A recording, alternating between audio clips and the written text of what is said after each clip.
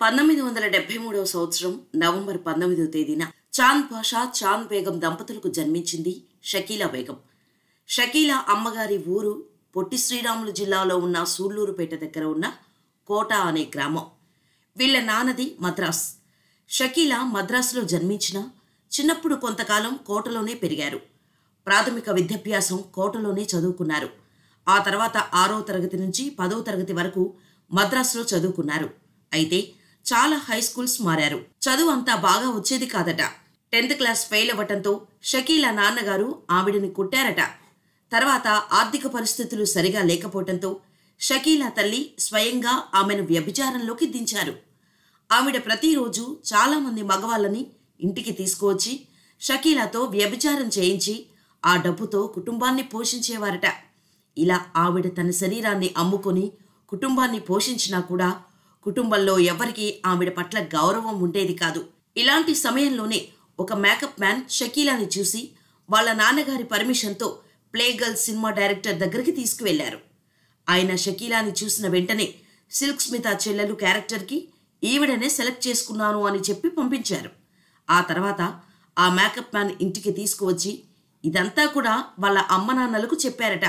కానీ ఇదంతా షకీలాకి నచ్చలేదు. షూటింగ్ క్యాన్సిల్ అయితే బాగుండు అనుకున్నారట.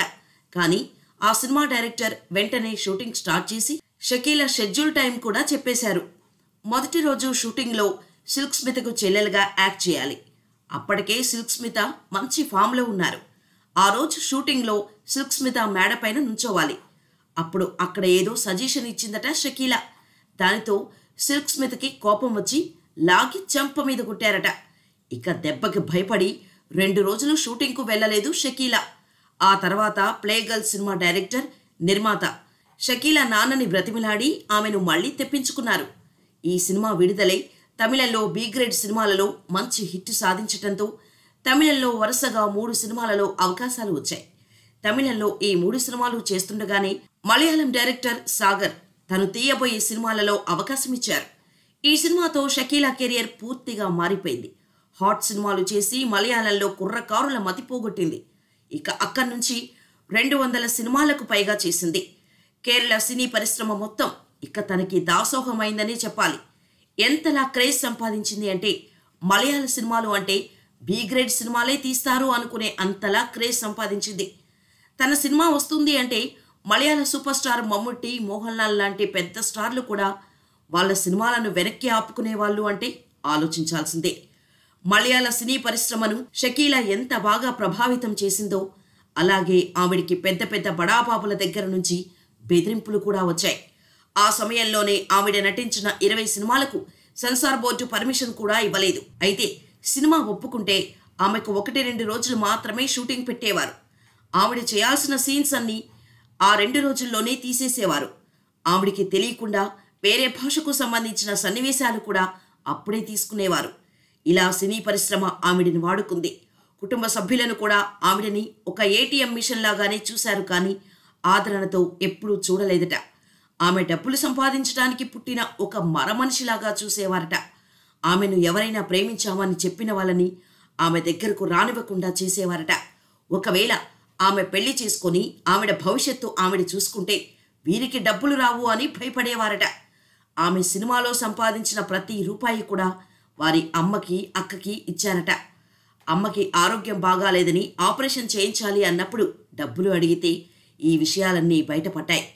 ఆపద పరిస్థితుల్లో కూడా షకీలా అక్క ఒక్క రూపాయి కూడా ఇవ్వలేదట. మలయాళంలో 2-3 సంవత్సరాలు ఆమెకు క్రేజ్ తగ్గింది. ఆ టైంలో డైరెక్టర్ తేజ తన తీయబోయే నువ్వు నేను సినిమాలో ఒక లెక్చరర్ క్యారెక్టర్ ఇచ్చారు. షకీలాతో ఇలాంటి సినిమాలు కూడా చేయించవచ్చా అని అందరూ అనుకున్నారు. ఆ సినిమా సూపర్ డూపర్ హిట్ అయింది. తర్వాత కొంతమంది డైరెక్టర్లు అలాంటి సినిమాలు కూడా తీసే ప్రయత్నం చేశారు. పుట్టింటికి రా చెల్లి, నిజం, దొంగోడు, కరెంట్ వంటి సినిమాలలో ఆవిడికి అవకాశాలు వచ్చాయి. తర్వాత 2017లో రొమాంటిక్ టిక్ టాక్ అనే సినిమాకి దర్శకత్వం చేసింది. కానీ ఆ సినిమా ఆడలేదు.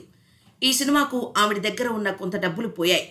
దీంతో కుటుంబ సభ్యులు ఆవిడ దగ్గరకు రావటం మానేశారు. తన 250వ శిలావతిలో హర్రర్ క్యారెక్టర్ చేసి అందరినీ భయపెట్టింది. సంపూర్ణేష్ బాబు నటించిన కొబ్బరిమట్ట సినిమాలో కత్తి మహేష్కి భార్యగా నటించి కామెడీ పండించి మంచి పేరు సంపాదించుకుంది.